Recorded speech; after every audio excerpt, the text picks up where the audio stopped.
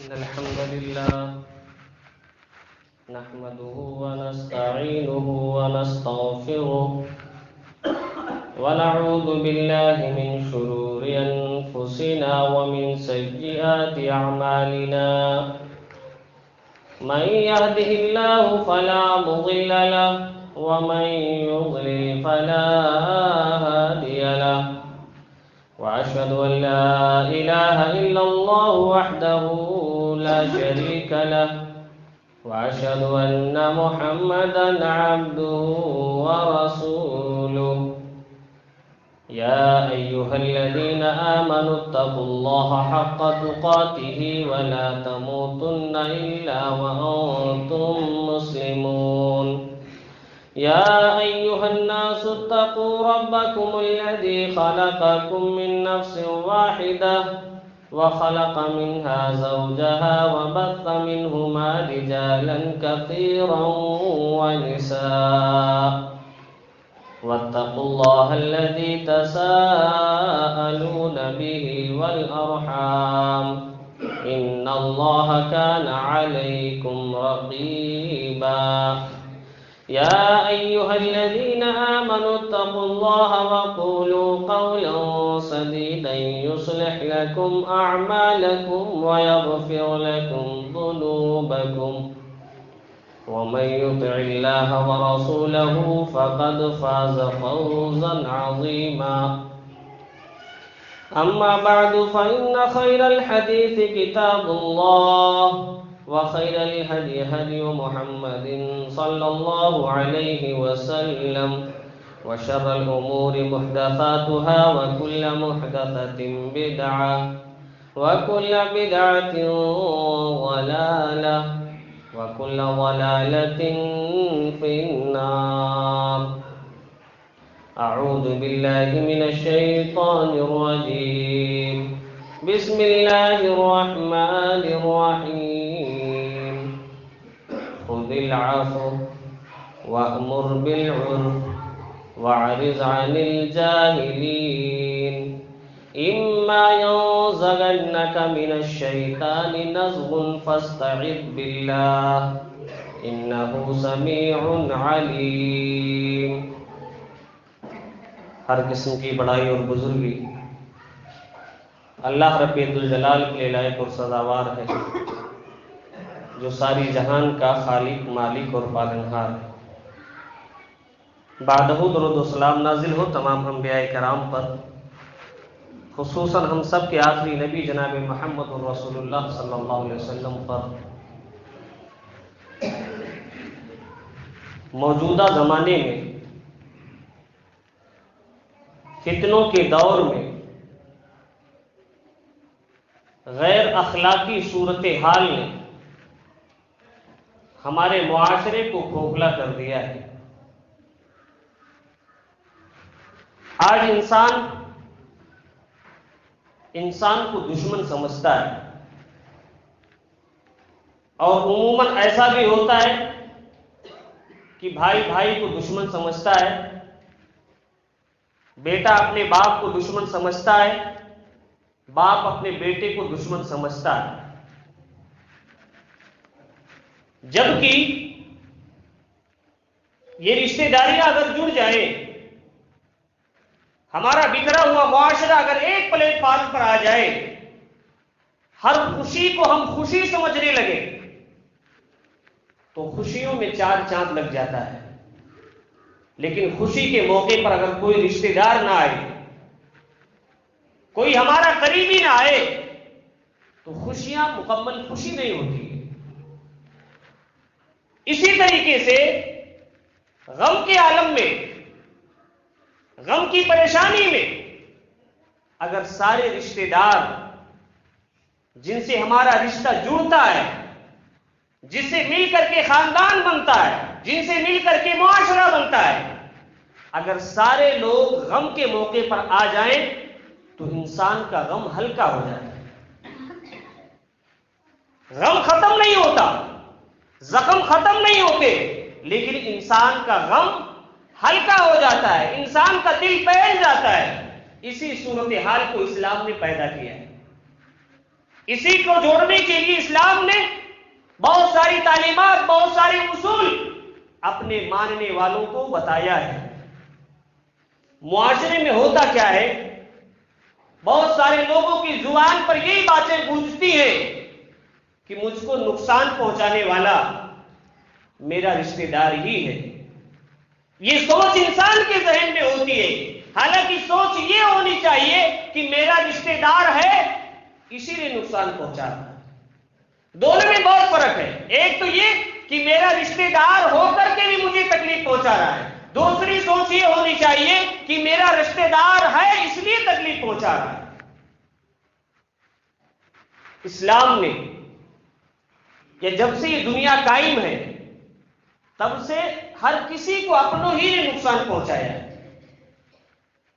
اپنوں ہی نے ہر کسی کو نقصان پہنچایا۔ یہ آج کل کے زمانے کی بات نہیں ہے، یا آج ہمارے رشتہ داریوں کی بات نہیں ہے۔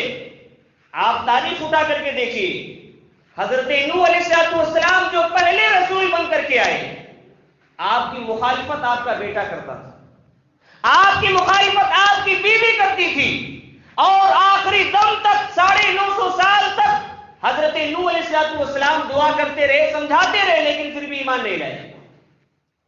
اس کے بعد کے زمانے میں دیکھیے، حضرت ابراہیم کی مخالفت سب سے زیادہ کرنے والا حضرت ابراہیم کا باپ۔ اس کے بعد کے زمانے میں دیکھیے، حضرت لوط علیہ السلام کی بیوی اور بیٹی کافرہ، اور سب سے زیادہ ملوث حضرت لوط کو نقصان پہنچانے میں آپ کی بیوی رہا کرتی تھی۔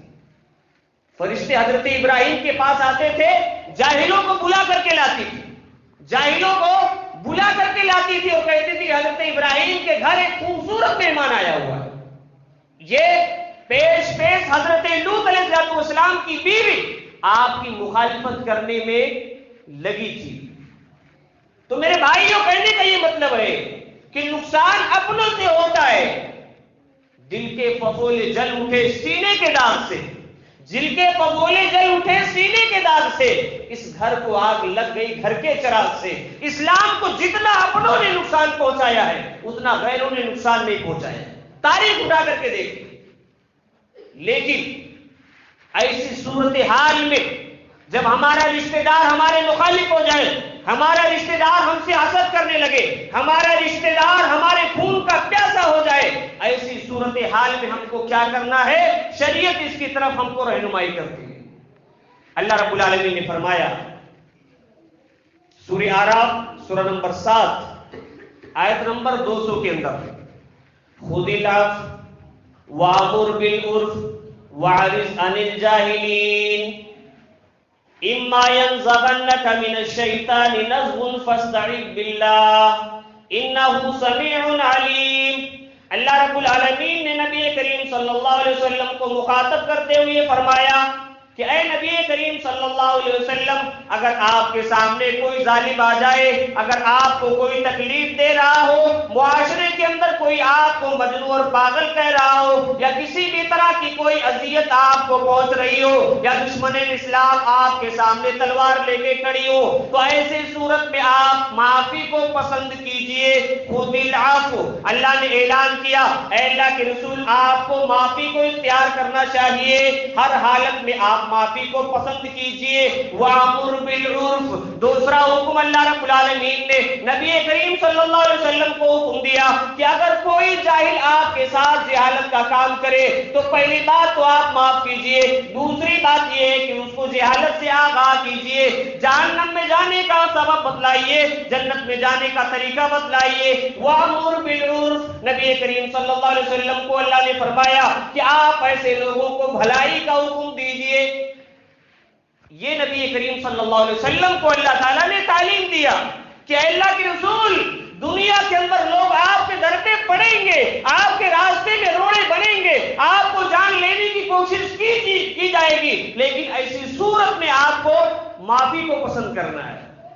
اسلام ہم کو یہ تعلیم دیتا ہے کہ معافی کو اختیار کرے۔ سب سے پہلی چیز کا تذکرہ اللہ نے فرمایا خذ العفو، معافی کو اختیار کیجیے۔ اگر معاشرے کے اندر آج ایک بھائی دوسرے بھائی کو معاف کرنے پہ آ جائے، ایک رشتہ دار دوسرے رشتہ دار کو معاف کرنے پہ آ جائے، معاملہ یہاں تک نوبت نہیں آئے گی، جھگڑے کی نوبت نہیں آئے گی، بگاڑ کی نوبت نہیں آئے گی۔ اسی لیے اسلام کا یہ حکم ہے، یہ فرمان ہے کہ معافی کو اختیار کیا جائے۔ وَعَرِضْ عَنِ الْجَاهِلِينَ، تیسری چیز کا حکم دیا اللہ رب العالمین نے نبی کریم صلی اللہ علیہ وسلم کو کہ معاشرے کے اندر کچھ لوگ اکھڑ بھی ہوتے ہیں، آپ سمجھاتے رہیے، ان کو بتاتے رہیے، پھر بھی ان کے سمجھ میں نہیں آتی۔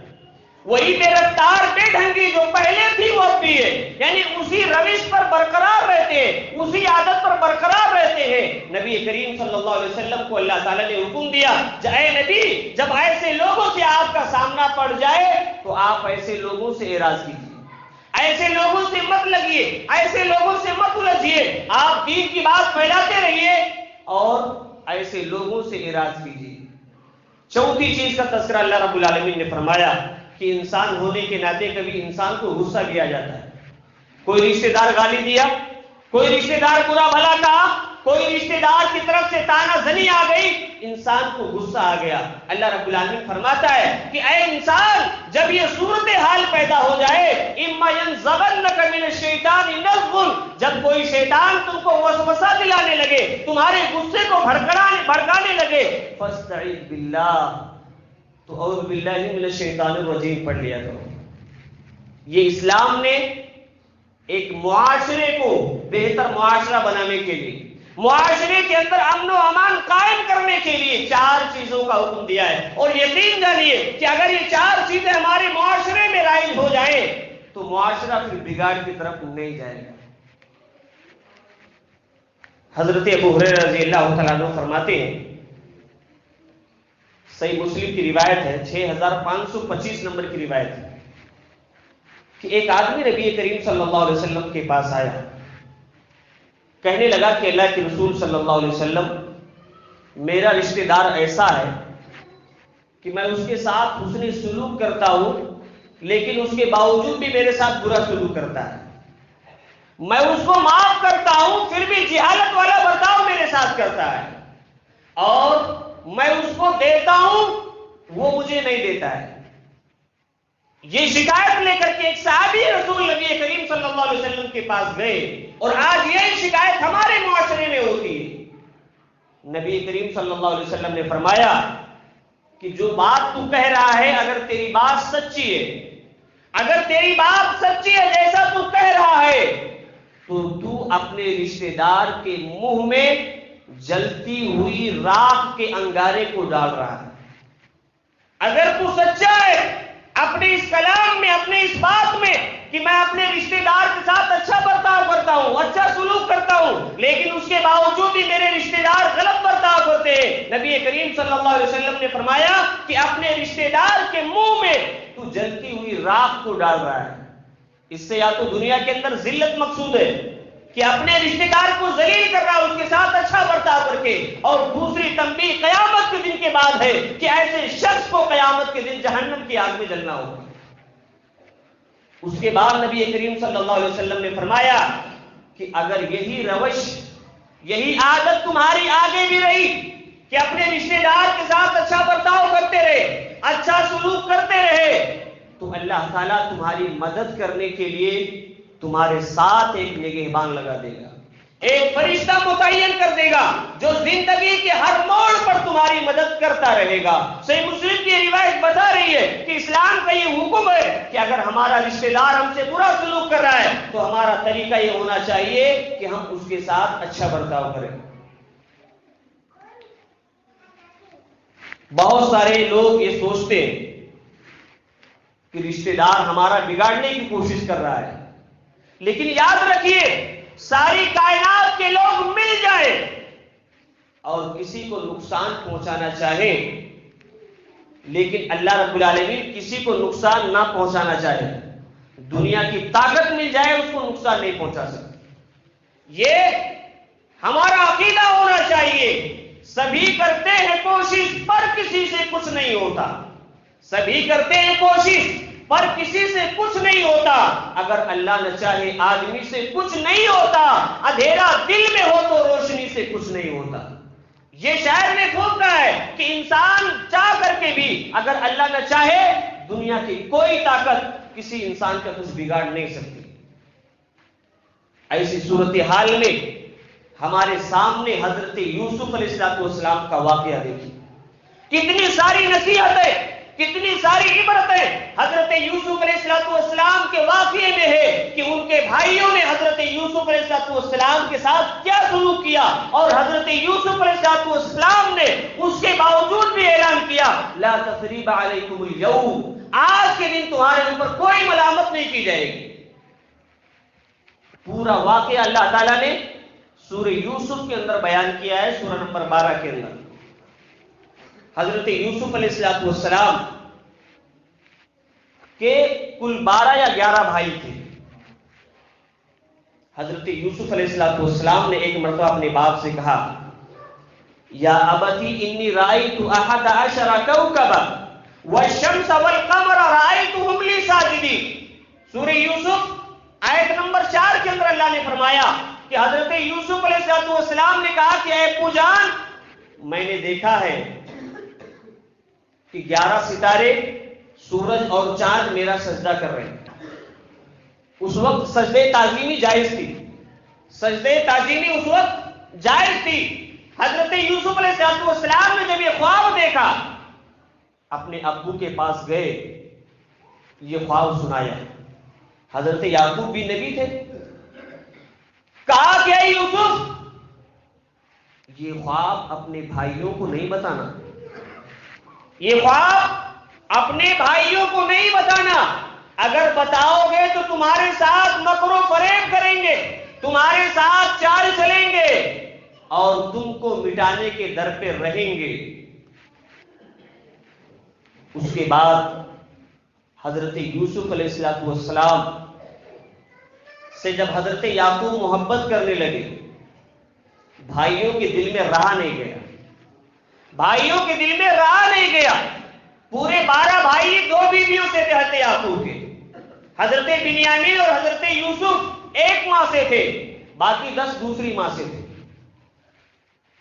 حضرت یعقوب علیہ السلام کے باقی بھائیوں نے پلان بنایا کہ میرا باپ صرف یوسف کے پیچھے لگا رہتا ہے، جب دیکھو تب یوسف کی بات کرتا ہے، جب دیکھو تب یوسف سے محبت کرتا ہے۔ ایک پلان بناتے ہیں کہ حضرت یوسف کو یا تو قتل کر دیا جائے یا تو کسی وادی کے اندر اس کو پھینک دیا جائے۔ پلان تیار ہو گیا حضرت یوسف علیہ السلام کے ساتھ۔ ابھی بچے ہیں، صرف چل پھر سک رہے ہیں، زیادہ عقل نہیں ہے، زیادہ دماغ نہیں ہے۔ مشورہ کر کے یعقوب علیہ السلام کے پاس گئے،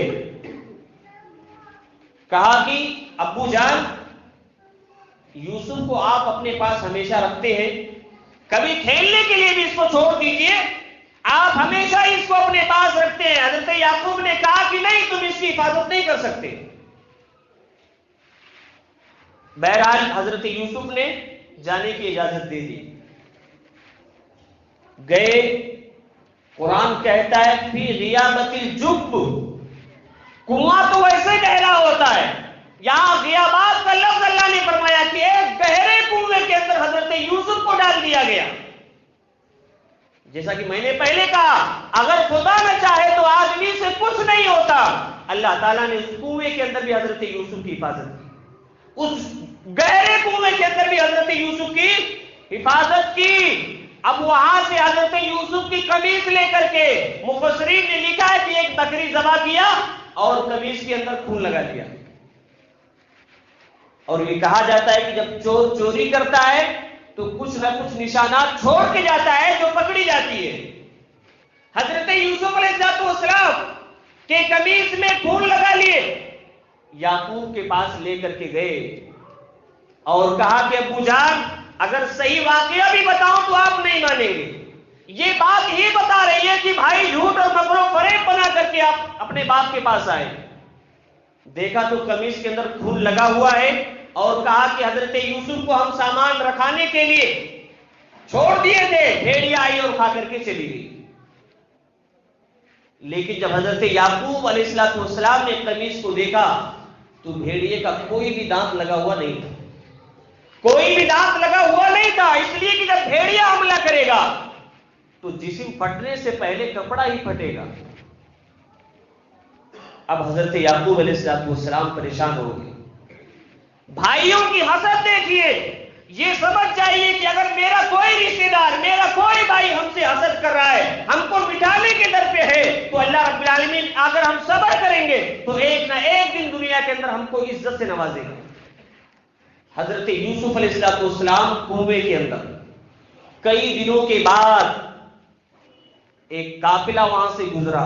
دیکھیے، حفاظت کرنے والا اللہ کی ذات ہے، لاکھ دنیا کی طاقت مٹانے کی کوشش کرے، حضرت یوسف علیہ السلام کنویں کے اندر زندگی گزار رہے ہیں۔ کئی دنوں کے بعد ایک قافلہ آتا ہے پانی کی تلاش میں، ڈول کو ڈالتا ہے، ایک بچہ نکلتا ہے کنویں کے اندر سے، چھپا لیا انہوں نے، کہا کہ اگر معاشرے کے اندر شور ہو جائے گا تو ہر کوئی لے لے گا، بچے کو لے کر کے جا کر کے نیلامی کر دیا، چند درہموں میں، معمولی قیمت میں حضرت یوسف کو نیلام کر دیا گیا۔ وہ یوسف جو حضرت یعقوب کے بطن سے پیدا ہوئے، بھائیوں کے حسد نے حضرت یوسف کو نیلام کر دیا، وہ بھی چند معمولی درہم میں۔ سامان جو پڑی ہوئی ہو اس کی قیمت بھی نہیں ہوتی، لیکن یہ تو اللہ کو معلوم تھا کہ یہ بچہ کیسا ہے، کیا مقام ملنے والا ہے، کیا اس کو حیثیت ملنے والی ہے، یہ اللہ کو معلوم ہے۔ بھائی تو حسد کرتے رہے، بھائی کو تو حضرت یوسف کو مٹانے کے در پہ تھے، لیکن اللہ رب العالمین نے حضرت یوسف کا مقام پہلے متعین کر دیا تھا۔ حضرت یوسف کو نیلام کر دیا گیا، بادشاہ کے پاس گئے۔ اس بادشاہ کا نام مفسرین نے ریان ابن ولید لکھا ہے، اور اس کی بیوی کا نام راعیل یا بعد میں زلیخا لکھا ہے، لیکن یہ کوئی مستند کتابوں سے نہیں ہے، مفسرین نے اپنے طور پر لکھا ہے۔ حضرت یوسف علیہ السلام بادشاہ کے در پہ، بادشاہ کے گھر میں، وہاں بھی آپ کو آزمائش سے دوچار ہونا پڑا۔ بادشاہ کی بیوی نے فریفتگی کا اظہار کیا، حضرت یوسف علیہ السلام کو جیل کے اندر ڈال دیا گیا۔ جیل کے اندر آپ کے ساتھ دو قیدی اور تھے، انہوں نے خواب دیکھا۔ ایک نے دیکھا کہ میں شراب نچوڑ رہا ہوں، اور دوسرے نے یہ خواب دیکھا کہ میں اپنے سر کے اوپر روٹی لیا ہوں، روٹی کا ٹوکرا جس سے پرندے اچک اچک کر کے کھا رہے ہیں۔ حضرت یوسف علیہ السلام ان کو دین کی باتیں بتاتے تھے، نصیحت کرتے تھے۔ انہوں نے حضرت یوسف علیہ السلام سے تعبیر پوچھا۔ حضرت یوسف علیہ السلام نے تعبیر بتایا کہ جو شراب نچوڑ رہا ہے وہ جا کر کے بادشاہ کی خدمت کرے گا، اور جس کے سر کے اوپر ٹوکری ہے اس کو بادشاہ پھانسی دے دے گا۔ ویسا ہی ہوا، جب یہ چھوٹ کر کے بادشاہ کے پاس گئے تو بادشاہ نے بھی ایک دن خواب دیکھا۔ بادشاہ نے بھی ایک دن خواب یہ دیکھا کہ 7 موٹی گایوں کو 7 دبلی گائیں کھا رہی ہیں، اور آگے خواب دیکھا کہ 7 ہری بالیاں ہیں اور 7 سوکھی بالیاں ہیں۔ اپنے رعایا سے پوچھا بادشاہ، سارے لوگوں نے کہا کہ یہ تو خواب پریشان، اس کا کوئی مطلب نہیں ہے۔ اور حضرت یوسف علیہ السلام نے ان قیدیوں سے کہا تھا کہ جا کر کے بادشاہ کو بتانا، لیکن یہ لوگ گئے تو بھول گئے۔ یہ قیدی جب واپس گئے بھول گئے۔ حضرت یوسف علیہ السلام کے خواب جب بادشاہ نے خواب دیکھا تو ان قیدیوں کو یاد آیا کہ ارے ایک تو قید خانے میں ایک ہے جو خواب کی تعبیر بتا رہا ہے۔ کئی سالوں کے بعد مفسرین نے لکھا کہ 7 سالوں کے بعد ان کو یاد آیا کہ حضرت یوسف نے مجھ کو خواب کی تعبیر بتائی تھی۔ بتائیے، 1-2 دن نہیں، 7 سال تک حضرت یوسف جیل میں تھے اور قیدی بھول گئے۔ 7 سال کے بعد جب بادشاہ نے خواب دیکھا، ان قیدیوں نے کہا کہ بادشاہ مجھے خواب بتائیے، میں پوچھ کر کے آ رہا ہوں حضرت یوسف سے۔ حضرت یوسف علیہ السلام نے خواب کی تعبیر بتایا اور کہا کہ 7 سال ایسے ہوں گے جو بہت زیادہ ہریالی آئیں گے، فصل خوب ہوگی، گلے خوب ہوں گے، لہذا جب ایسا دور آئے گلے کو جمع کر لیا جائے، سوائے ان گلوں کے جو کھانے کی ضرورت پڑے، اس کے بعد 7 سال قحط سالی کے آئیں گے۔ یہ جب جا کر کے بادشاہ کو تعبیر بتایا تو بادشاہ نے کہا کہ اس کو بلا کے لاؤ. حضرت یوسف نے کہا کہ نہیں، میں ایسے قید خانے سے نہیں نکلوں گا. کتنا عرصہ قید خانے میں گزارنے کے بعد بھی حضرت یوسف نے کہا کہ جب تک میرے اوپر جو الزام لگا ہے اس کو بری نہیں کیا جائے گا تب تک میں جیل سے نہیں نکلوں گا. حضرت یوسف نکل کر کے گئے اور نکلنے کے بعد بادشاہ نے وعدہ دیا، انی مکین امین. کہا کہ اے یوسف، ہم تم کو ایک مضبوط امانت دار ذمہ داری دینے والے ہیں. اب یہاں سے جو میں بتانا چاہتا ہوں وہ یہاں سے شروع ہو رہا ہے. حضرت یوسف کو بادشاہ نے کہا کہ میں اب تم کو مضبوط ذمہ داری دینے والا ہوں. بادشاہ سے حضرت ابراہیم نے کہا اجعلنی علی خزائن الارض انی حفیظ علیم. کہا کہ بادشاہ مجھے زمین کے اندر گلوں کا تقسیم کرنے والا بنا دیجئے، میں حفاظت کے ساتھ اور امانت داری کے ساتھ وہ غلہ تقسیم کروں گا. اس لیے کہ حضرت یوسف کو معلوم تھا، یہ تعبیر معلوم تھی کہ آگے ایک وقت آئے گا کہ قحط سالی ہوگی. بادشاہ نے حضرت یوسف علیہ السلام کو غلہ تقسیم کرنے کا مالک ان کی ذمہ ان کے حوالے کر دیا. 7 سال کے بعد جب قحط سالی کا دور آیا، یہ قحط سالی کا دور کنعان کے علاقے میں بھی پھیل گیا. جہاں حضرت یعقوب علیہ السلام تھے وہاں بھی قحط سالی پھیل گیا. اب حضرت یوسف کے وہ بھائی جو حضرت یوسف کو کنویں کے اندر ڈالے تھے، جو حضرت یوسف کو کنویں کے اندر ڈالے تھے، حضرت یوسف کے پاس غلہ لینے کے لیے گئے. بتائیے، بھائیوں نے معمولی زخم نہیں دیا ہے، کنویں کے اندر ڈال دیا، گہرے کنویں کے اندر ڈال دیا. حضرت یوسف کے پاس پہنچے، پہچان گئے کہ میرے وہی بھائی ہے جو مجھ کو کنویں میں ڈالا تھا. آج کل کا زمانہ ہوتا تو بھگاتے لاٹھی لے کر کے.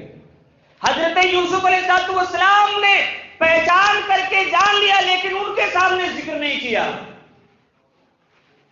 غلہ دیا، ان کا حال چال جانا، بھائیوں کے بارے میں پوچھا، اور جب وہ بھائی جانے لگے ان کے پیسوں کو انہی کے گلوں کے اندر رکھ دیا حضرت یوسف نے. یہ رشتہ داری ہوتی ہے، یہ رشتہ داری کا مقام ہوتا ہے. وہ بھائی جو آپ کو جان لینے کے در پہ تھے، آپ کے موت کی تمنائیں کر رہے تھے، حضرت یوسف علیہ السلام نے ایک بوری غلہ دیا اور اسی غلے کے اندر ان کے پیسے کو بھی چھپا دیا.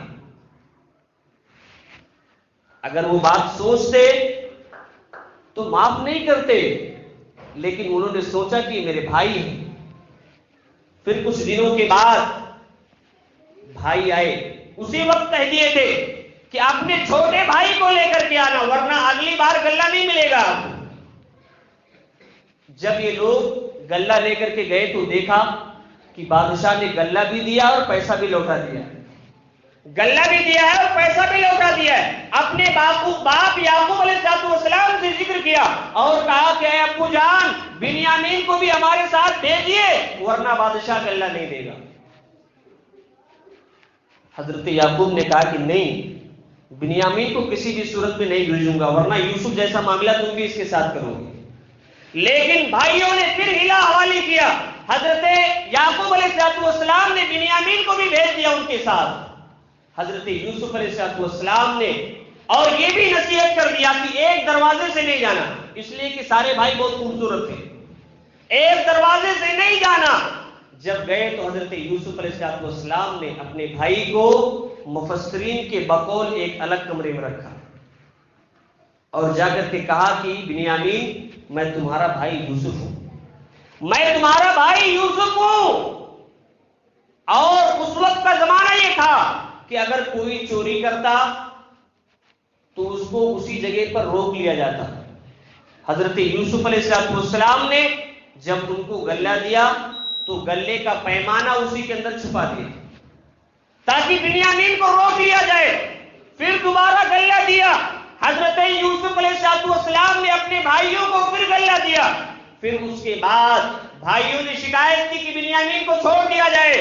حضرت یوسف نے کہا کہ نہیں، بنیامین نے چوری کی ہے، بنیامین کو نہیں چھوڑا جائے. کہا کہ ہمارے باپ تو رو رو کر کے اندھے ہو گئے، جب بنیامین ادھر رہیں گے تو اور زیادہ میرے باپ کی حالت خراب ہوگی، اس لیے بنیامین کو واپس دے دیا جائے. حضرت یوسف نے اپنا کرتا دیا، کہا کہ لے جاؤ. حضرت یعقوب کے جسم پر، ان کے چہرے پر پھر تو بینائی لوٹ آئے گی. لے گئے. حضرت یوسف کو دور سے محسوس ہونے لگا کہ یوسف کا کچھ سامان میرے پاس آ رہا ہے. پھر اس کے بعد حضرت یوسف نے اپنے پورے خاندان والوں کو بلا لیا. بھائیوں کو الگ نہیں کیا، بھائیوں کو الگ نہیں کیا، سارے خاندان والوں کو بلا لیا. کہا کہ سارے خاندان والے مل کر کے مصر آ جائیے. سارے لوگ گئے اور حضرت یوسف کے سامنے سجدے میں گر گئے. یہ واقعہ بتا کر کے یہ بتانا چاہتا ہوں کہ حضرت یوسف کو جان لینے کی در پہ آپ کے بھائی تھے، کنویں کے اندر ڈال دیے. اس کے باوجود بھی حضرت یوسف علیہ السلام نے اپنے بھائیوں کے ساتھ غلط رویہ اختیار نہیں کیا. گلہ دیا، سب کچھ دیا. کہنے کا یہ مطلب ہے کہ معاشرے کے اندر ایک بھائی دوسرے بھائی سے کچھ نہ کچھ غلطیاں ہو جاتی ہیں. معافی یہ سب سے بہترین ذریعہ نبی کریم صلی اللہ علیہ وسلم نے بتلایا ہے. اور یہ بھی نبی کریم صلی اللہ علیہ وسلم نے فرمایا کہ جو شخص حق پر رہنے کے باوجود پیچھے ہٹ جائے تو وہ اس کے لیے صدقہ ہے، وہ اس کے لیے صدقہ ہے.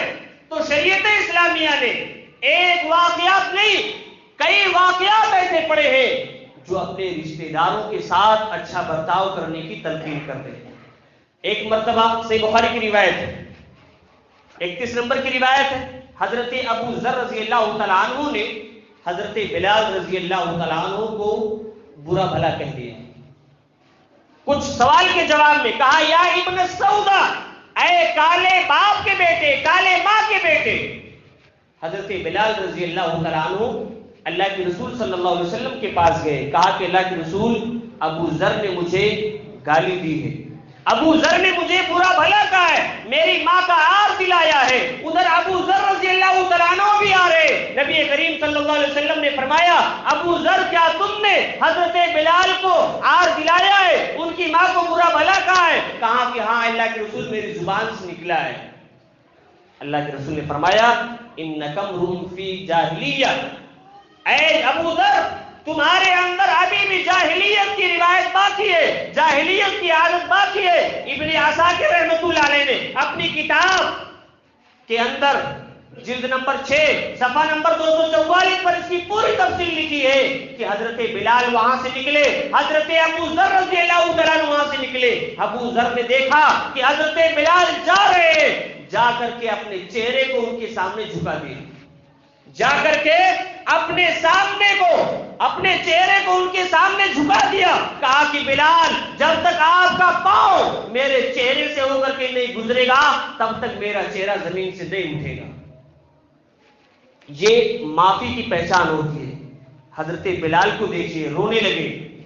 کہا کہ ابو ذر آپ کو کیا ہو گیا ہے؟ میں اس چہرے کو کیسے روک سکتا ہوں جو اللہ کے سامنے جھکتا ہے، اللہ رب العالمین کے سامنے سجدہ ریز ہوتا ہے؟ میں اس چہرے پر اپنا پاؤں کیسے رکھ سکتا ہوں؟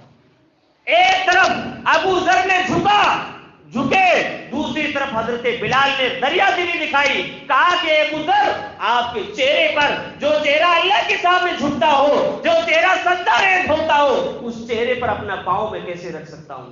دونوں روتے رہتے ہوئے معافی ایک دوسرے سے درگزر کرتے ہوئے چلے گئے. یہ معاشرے کی پہچان ہوتی ہے، یہ ایک دوسرے سے معافی کی تلقین ہوتی ہے کہ دونوں طرف سے بھی معافی کا جذبہ ہونا چاہیے. اللہ رب العالمین سے دعا کریں کہ اللہ تعالیٰ ہم تمام مسلمانوں کے رشتہ داریوں کو مضبوط کر دے. اللہ العالمین جن کی بھی رشتہ داریوں میں کھٹاس ہے، جن کی بھی رشتہ داریاں ٹوٹی ہوئی ہے، اللہ العالمین ان کو جوڑ دے تاکہ آخرت میں نجات کا ذریعہ بنے. اللہ العالمین تاکہ پل صراط پر جب ہمارا گزر ہو یہی رشتہ داریاں ہم کو لے کر کے گزرے. اللہ العالمین ہم تمام مسلمانوں کو ایک بنا دے، نیک بنا دے اور اسلام پر چلنے والا بنا دے. آمین. وآخر دعواہم الحمدللہ رب العالمین.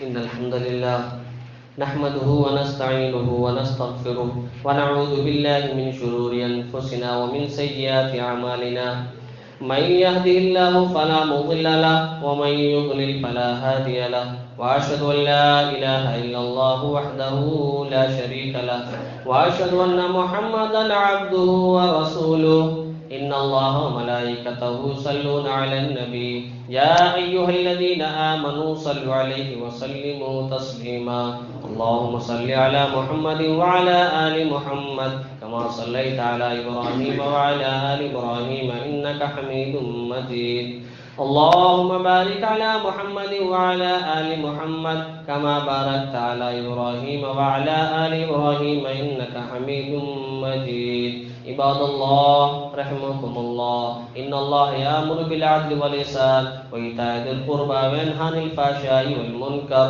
والبغي يعظكم لعلكم تذكرون واذكروا الله يذكركم ودعوه يستجب لكم ولذكر الله أكبر والله يعلم ما تصنعون